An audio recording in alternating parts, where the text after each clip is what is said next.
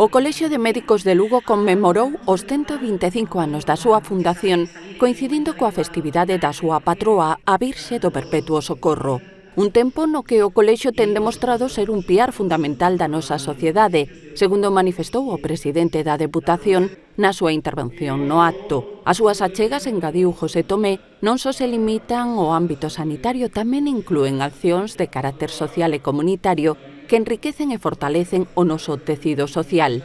Durante a gala, a entidade entregou distincións a 48 colexiados honoríficos que cumpren 70 anos de idade neste 2024 e recoñeceu a traxectoria de 21 e 6 médicos que levan un cuarto e medio século de vida respectivamente no colexio. Canda eles, 4 expresidentes do colexio recibiron unha placa conmemorativa. Tamén deuse a benvida a 53 novos colexiados. Outro dos momentos clave foi a charla impartida a dúas bandas por dous recoñecidos expertos en medicina deportiva, os exxogadores de baloncesto Juan Antonio Corbalán e Alfonso del Corral.